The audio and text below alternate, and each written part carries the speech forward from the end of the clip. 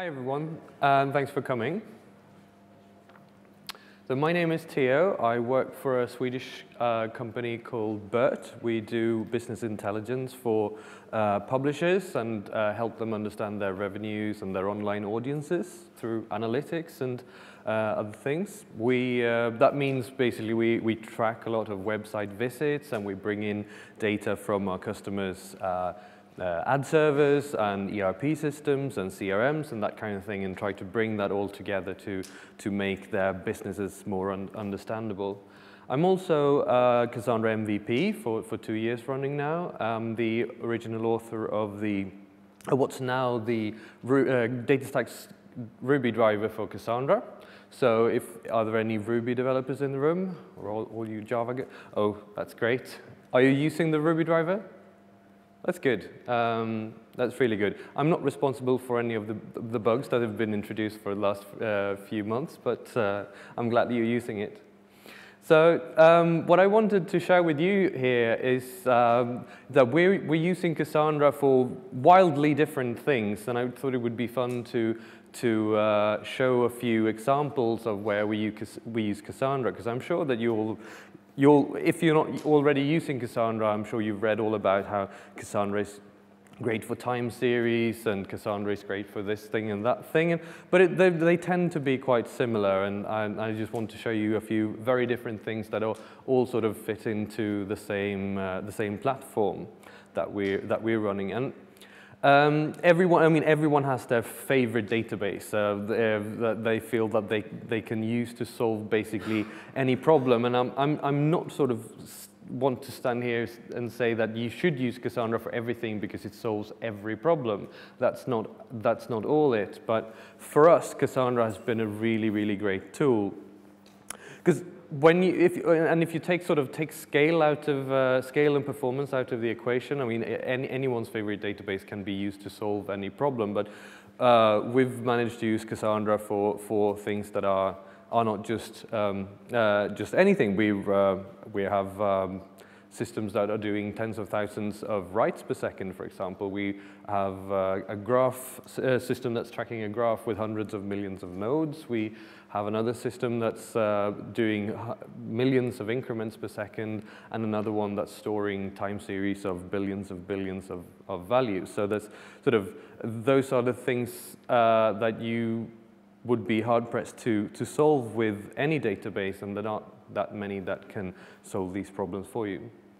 So for us, Cassandra has really been a big win, and for me, I think it all comes down to one of the first descriptions that I read about Cassandra, that it was the big table data model with Dynamo distribution modes and log structured storage. And those three components sort of makes a very good package for the kind of things that we're doing.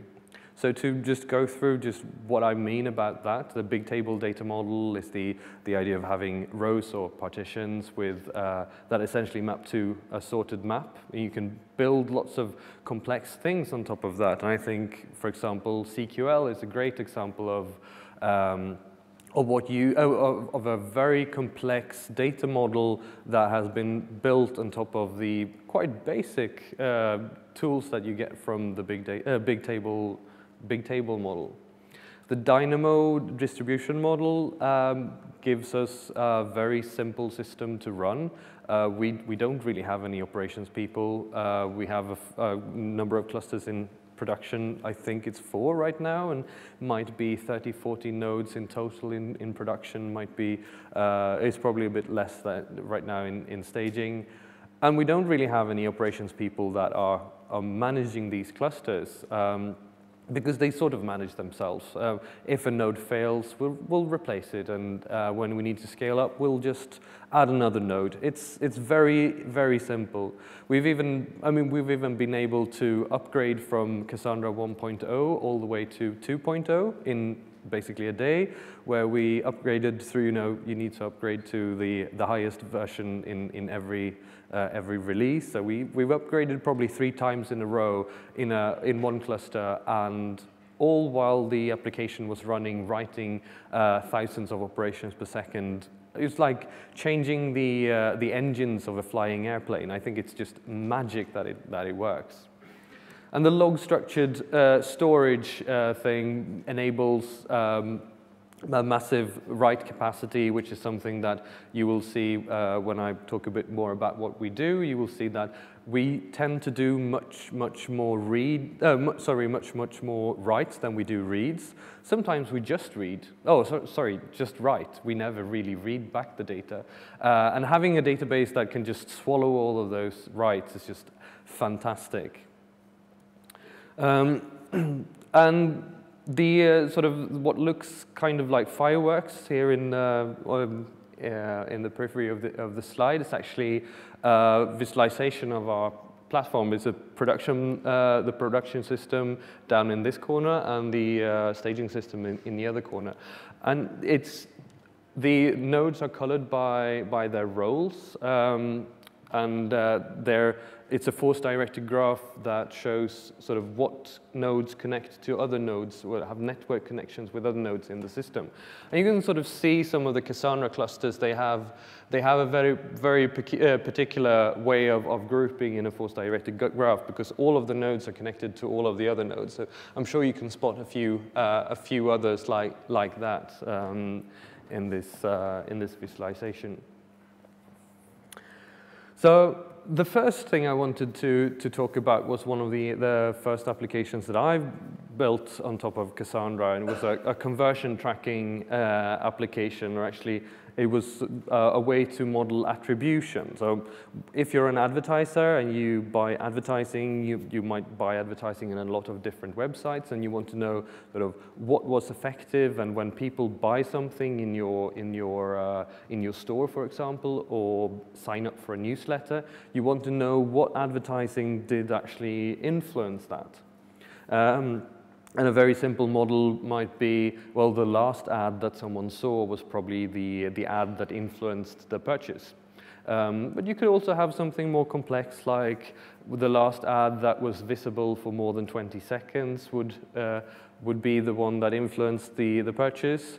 And you can make just about any model that you'd like that looks at the visit history and see what ads were displayed. It might not even have been an ad that influenced this decision. It might have been a blog post, for example. So when someone purchases something, you want to be able to go back and look at their history and see sort of what did they do up until the point when they bought something, so you can figure out why people are actually coming to your store and buying things. And I'm sure that some of you in the audience who are experienced with Cassandra have already sort of got thinking about how would you implement this in Cassandra, and obviously it's a very simple thing. You've got your partitions, and this is sort of the way I'm going to show you a few examples of schemas. There's I might be saying rows and columns because I started using Cassandra when that's what we called it, but now it would be partitions and cells and clustering keys. So the partition key, the thing that decides where the data is in the cluster, that's the big box, and then the clustering key would be the row on top, and then the value would be the row at the bottom. So this model, this schema is very simple. We have some kind of ID for the visitor, maybe a cookie, maybe some other identity. When we store all of the events that belong to that visitor with a timestamp, you might probably use something else than a timestamp, but things could happen at the same time. So maybe a time UUID, for example, and you store the full event as the value. And when someone buys something and you mark that history as interesting, and then at the end of the day, you take all of the interesting histories and you ship them off to Hadoop, and you do analytics on those and make reports, and you run your customers' custom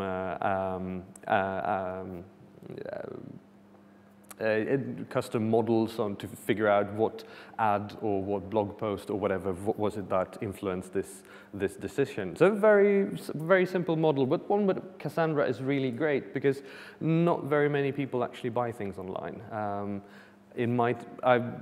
might be 1 out of 10,000, and that would probably be a very, very good conversion rate. So for each history that we actually would like to look at, we've got 10,000 histories that we've written that we basically don't care about. So the write volume, you need to have something that sort of can handle that write volume, because most of the data is just going to be thrown away. And speaking of throwing data away, being able to tell Cassandra in advance that you don't want to keep the data around is a really, really nice feature. So in this example, we wrote the data with a TTL of a few days and said, after a few days, just get rid of it because it's not interesting anymore. Something that someone did a few days ago is not going to be the trigger for what happens today. So we get an automatic windowing of all the queries in the system. We know that you will only be looking at significant data. And we don't need to have any complex system that's running in parallel with this and figuring out what to delete or accidentally running out of disk space because we forgot to run that co-process. We also do a lot of analytics, obviously, since we're an analytics company. And I'm sure that most of you have read about doing time series with Cassandra. You might even have been to one or two presentations today about time series in Cassandra. And Cassandra is really good at that. Most of the time when people talk about time series, they talk about sensor data type time series. So what I mean by that is, for example, you want to track the CPU usage of all of your machines, or how much disk there is left, or you have weather stations and they want to track the temperature at each weather station. So you've got a finite or even an enumerable set of sensors or metrics that you want to track, and then you've got time in the other dimension. When you do analytics for other things, it kind of becomes a little bit more complex. So you might want to do the equivalent of this. So if you've got a data warehouse where you collect all of your events, and in this case page views, which is something that we work a lot with, you might store every single page view in a big table, and then you run SQL like SQL queries on that. And that's a very, very expensive way of not figuring out in advance what you want to, what kind of reports you want to run. So instead, we need to find a cheaper way of doing this. And the interesting thing about this, that compared to the sensor data time series that I talked about, is that we don't really know the cardinality of these dimensions. So the number of categories, I've got no idea how many categories there might be on a website that we track. It could be tens, or it could be hundreds, or it could be thousands, who knows. And there could be new ones coming in every day, or there could be new authors, and old authors are moving on to other publications. Device types might not be something that changes very often, but well, you know, just a few months ago, Apple announced a new kind of device, so maybe we'll add watch to the list of possible device types in half a year or so. So we have these unbounded dimensions that we need to track. So we can't really just write the metrics and because we can't find, if we do that, we can't really find them. We need to have a way of sort of searching for them, and I'll get back to that. So in analytics, we talk a bit about cubes, and we talk about slices, and that's lots of nomenclature like that. I'm not really a data warehousing expert. I sort of learned how you do it when you're not using data warehousing, so sort of borrowed some of the terms, and I just thought I'd mention the terms so that you know what I'm talking about. So you might, if you do a report like this, you might want to have a few metrics. So the metrics might be, those are the things that are numbers. And then you have a few dimensions. Those are the things that you group by, or you want to report on. So you want to know the number of page views by category, author, and device type. And sometimes you might want to have more dimensions, and sometimes you want to have fewer dimensions. And we call this a cube because it's got dimensions. And in this case, I thought I'd choose 3 dimensions so that it actually was a cube, but sometimes there's 2 dimensions, and sometimes there's 5 dimensions or more dimensions, but it's still called a cube. That's just apparently the way it is.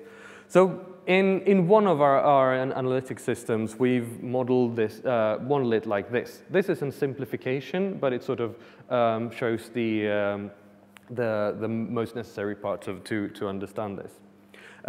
This system does not serve metrics. It's actually, it actually serves as a staging area for another batch type application that reads all of these metrics and then does filtering and sorting, and it rolls up the metrics by day and by week and by month and a few other things.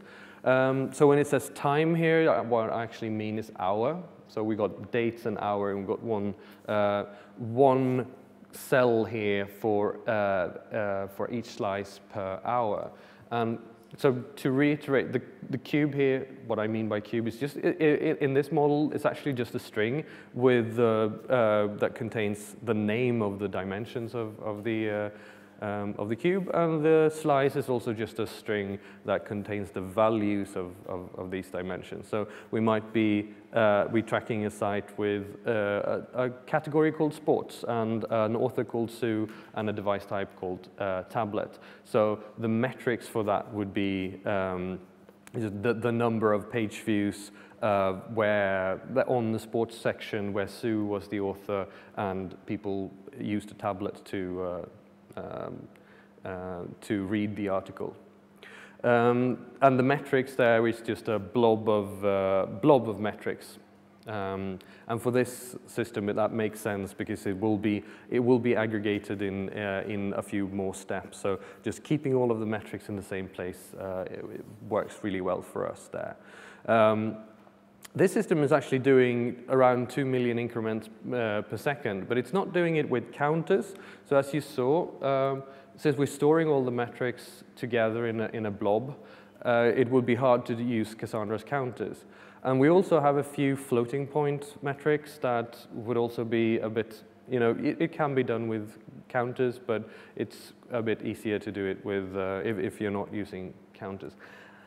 And doing 2 million operations per second, even though Cassandra can absolutely do it, Cassandra can't do that on 7 nodes. So incrementing and aggregating in memory and using Cassandra as sort of the storage, the persistence layer, it works much better for us at least.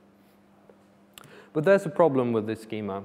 And in general, we've had quite a lot of problems with wide rows, and I'm sure you've read about Cassandra can handle wide rows. You can have billions of cells in a row, and that's true. But it's also something that you should be a bit. You should really try it out before you assume that it works for any use case. So when you do it like this, as I said, the dimensions are essentially unbounded. We don't know how many different values there will be in a dimension. So you can end up with a graph that looks like this, which this is showing the queue depth in a queuing system that's feeding this analytics engine. And the peak there is about a few 100 million messages, and that's a situation you don't want to be in. One of my colleagues, he posted this picture in our chat channel a few days later, to sort of give you the scale of things. We were really, really concerned when we were at that level, and then it just blew out. So this is what happens is that when you're tracking websites and you're tracking, for example, recipe sites. Recipe sites have this. They're usually not huge websites, but before Christmas and before New Year's, they just blow up completely. They get an order of magnitude, if not several orders of magnitude, more traffic. And when people browse recipe sites, they tend to just look at a lot of different things. So if you have a dimension like URL, well, suddenly you have this jump in cardinality from a few tens of thousands of different URLs, for example, to hundreds of thousands or maybe even millions. And that gets a bit, the rows get quite long if you actually have all of them in a single row. So we solved that by introducing just sharding up the rows so that each slice came in a different row. We just used a simple hashing function to introduce an extra level of splitting up things into rows. But it's something to keep an eye out of. Just long rows wide rows are really, really nice, but it's also something, if you really have something that's unbounded and it's also a lot of data, then you keep an eye out, because it's not really how wide the rows are, it's actually how big they are. How much can Cassandra sort in memory at the same time? And that was basically the problem for us. We also have a time series, more time series like database that is doing essentially the same thing as the system I just showed you. This is sort of the next generation of that, and it will be replacing the old one. It is also serving data right out of it, so it doesn't need that batch layer of doing secondary aggregation. And the schema is quite similar, but we've sort of broken out instead of having the slice in the clustering key, the slice and the metric name are actually in the partition key. So each metric and each slice gets its own partition. And then to make that possible to find all of the metrics, which is sort of the problem when you get unbounded dimensions, you have an extra index table where we're keeping track of all the slices for a cube. Again, this is a simplification. There's lots of extra things here to make sure that we can find things, and different customers have get different partitions and that kind of thing. This gives us the narrow rows, and it gives us another benefit. Having narrow rows actually gives us another benefit, because the narrow rows, we make sure that we get narrow rows by introducing an epoch, which is basically just a time divided by some constant. And I also see that I forgot to remove version from the clustering key there. That was a complication I hope that I could have time to talk about, but I won't be having time to talk about. I'd love to talk more about that after the presentation, though. So the epoch is a way of just dividing up all these long time series into shorter series, so that we can be sure that we won't get enormously long rows. We just divide them up into about 1,000 time units each, so a row will never be longer than 1,000 cells. And 1,000 is probably too small. We could have gone with 10,000 or 100,000, and we'd probably be fine, and we might be tweaking that in the future. But 1,000 felt quite good at the time.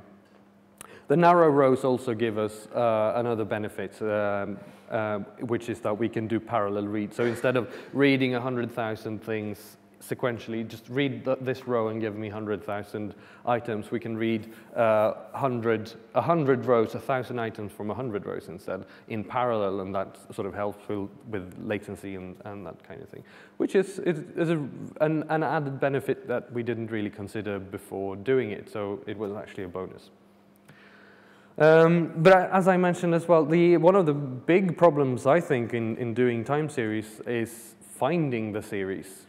It's fine if you got an enumerable set of sensors or an enumerable set of metrics, but we don't even know what the values are in advance. So we need an index to make it possible to actually find something. So if you want to find the number of page views per device type in the category sports, for example, that you need to have a way of finding it. And again, this is SQL, not SQL, just for showing how you would do it if you had a table with all of the, if you didn't pre-compute all the metrics, if you had a table with all of these events.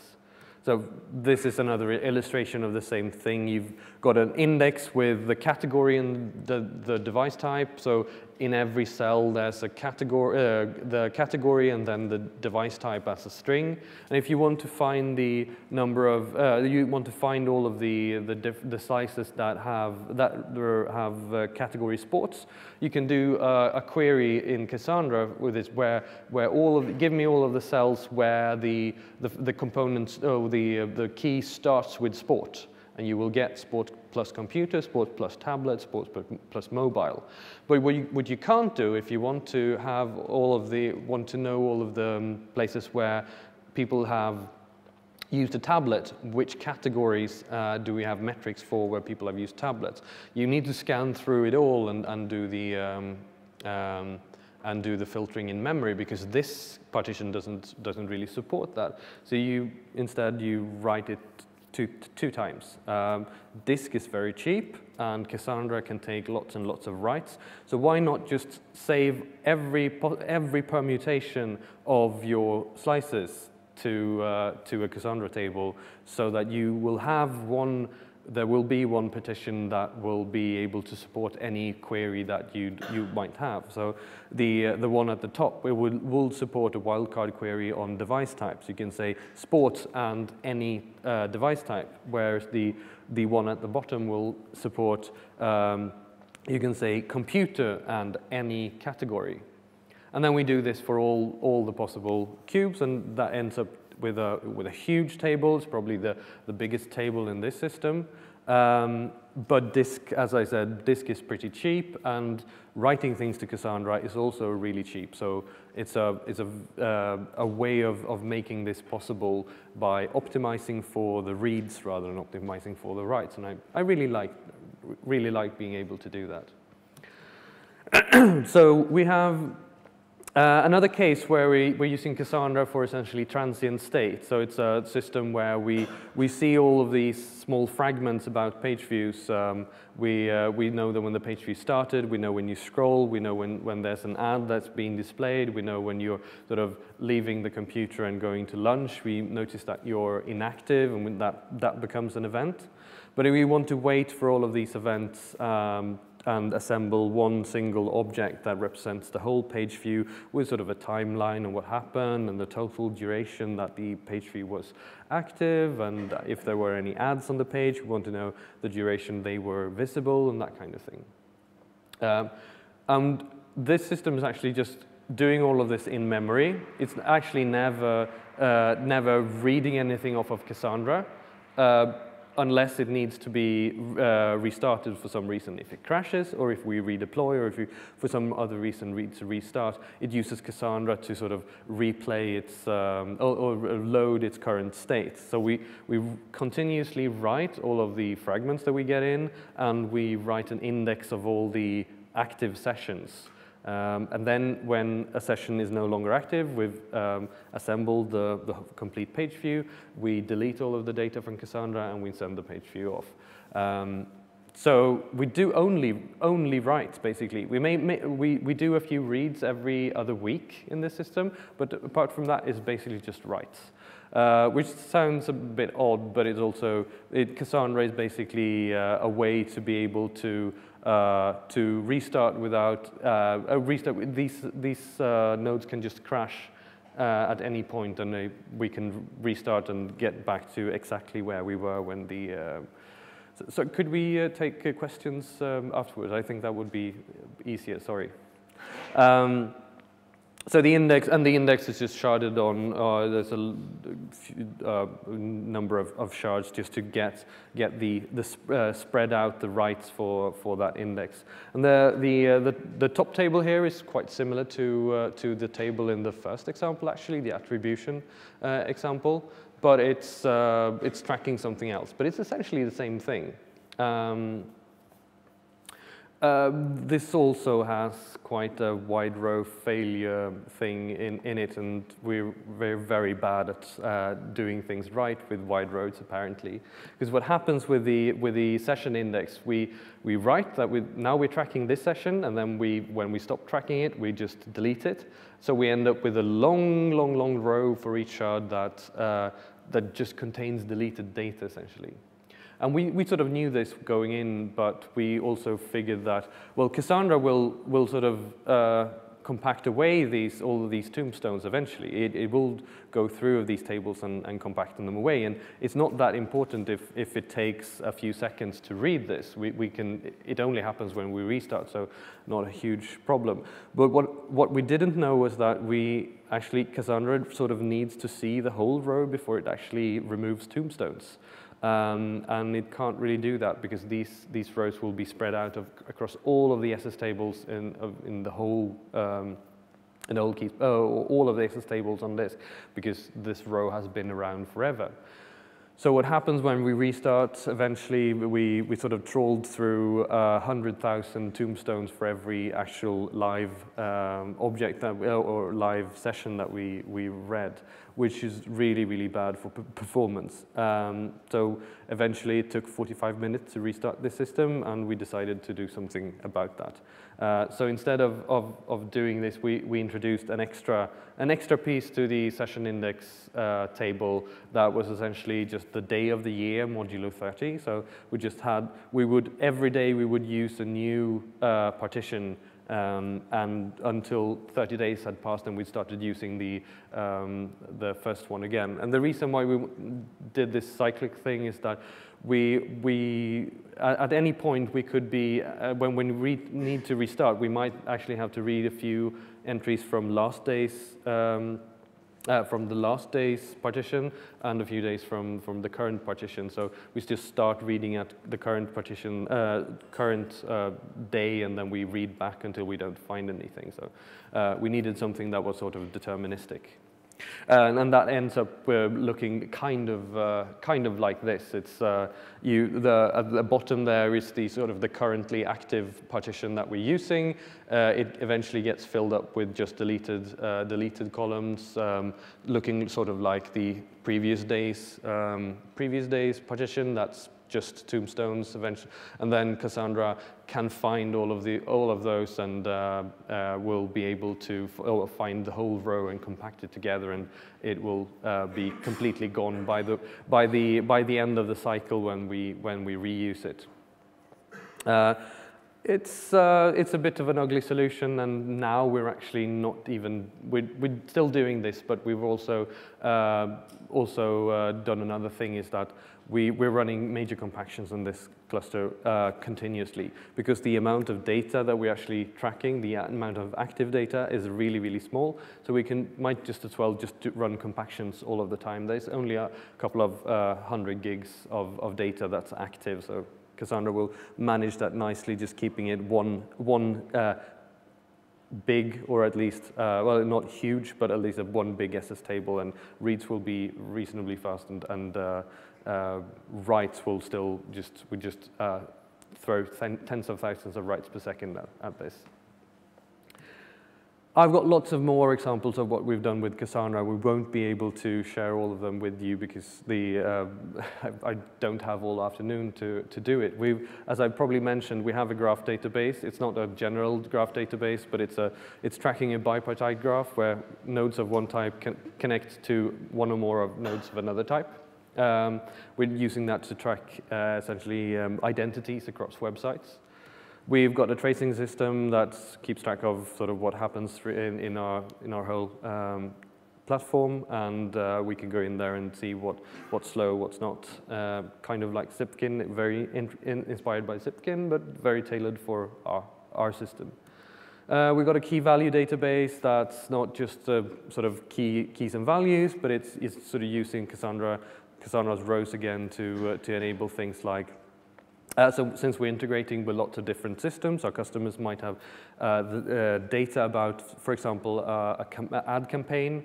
They might have that in a few different systems, some data in one system, some in another. And instead of having to integrate with all of those, assemble one object and write that to the database, we can have different integrations that work on different time schedules that just write their piece of it, and the complete object is not assembled until you actually read it back, which is a very convenient way of doing it. If I'm back here next year, we'll have probably 2 or 3 or 10 more examples of what we've been doing with Cassandra, and I hope that some of these have inspired you to do great things at your companies. I think that Cassandra has really helped us to do these things, and I can't think of another database that would have made it possible to do these things. And I'm really, really grateful that we have Cassandra and that we have the great guys and gals at DataStax that created for us. So thanks a lot, and catch me afterwards. Or tonight, and I'd love to answer any. If we got time, I'd love to answer your questions now. Do we have a mic for questions, or it's just, if you got a question, just raise your hand and we'll. So there were a question over there, so do you want to?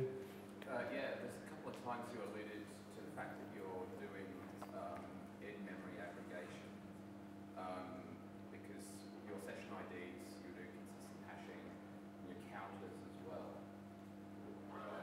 Yeah. No, that was very, so the question is I've been alluding to us doing lots of in-memory aggregation. Yeah, the partition. So I mean, lots of the magic around these things aren't actually Cassandra. The magic is more in the routing in the applications. So yeah, the metrics you're counting, you're aggregating memory and you're writing them behind to Cassandra, and you read back from Cassandra if a node dies, for example. So in your routing layer, your app, are you using consistent hashing to do that? Do you have a fixed size of worker nodes actually processing the data? Yeah, so I'll try to repeat the question just if people. What I'm drilling down to is yeah? the affinity between your worker nodes yeah. and your shards in Cassandra. All right. So yeah, when we're partitioning the data, do we sort of map that to how it would be partitioned in Cassandra? That's sort of the question. Yes, yes and no actually. We tried. So since the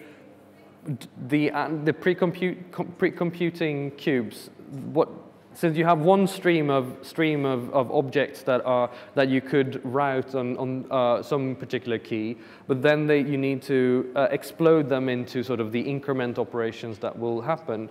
So we have one system where we solve that by the routing into the system is completely random, and then it sort of gets exploded into all the increment operations that need to be performed, and that is routed to nodes that are doing the in-memory aggregations, and they're sort of that maps quite closely to how it's partitioned in Cassandra. So you'd know that each partition in Cassandra would only ever be written by one particular node. So it won't be written by two.